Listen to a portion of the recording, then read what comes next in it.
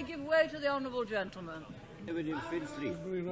There is no doubt that the Prime Minister has in many ways achieved substantial success. There is one statistic that I understand is not, however, challengeable, and that is that over her 11 years, the gap between the richest 10% and the poorest 10% in this country has widened substantially. That's right.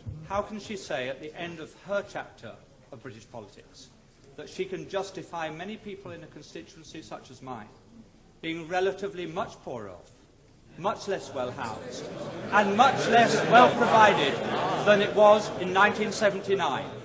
Surely she accepts that is not a record that she or any Prime Minister can be proud of. Mr. Speaker, all levels of income are better off than they were in 1979. But what the honourable member is saying is that he would rather the poor were poorer, provided the rich were less rich. That way you will never create the wealth for better social services as we have. And what a policy! Yes, he would rather have the poor poorer, provided the rich were less rich. That is the Liberal policy. Yes, it came out. He didn't intend it to, but he did. I give way to the honourable gentleman. I'm extremely grateful. The Prime Minister is aware that I detest every single one of her domestic policies, and I've never hid that. And I think that the honourable gentleman knows that I have the same contempt for his socialist policies as the people of East Europe who have experienced it have it for theirs.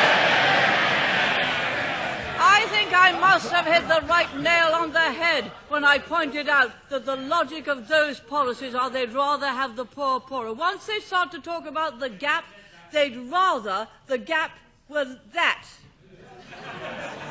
Down here. That. Not that. But that. So long as the gap is smaller, they'd rather have the poor poorer. You do not create wealth and opportunity that way. You do not create a property-owning democracy that way.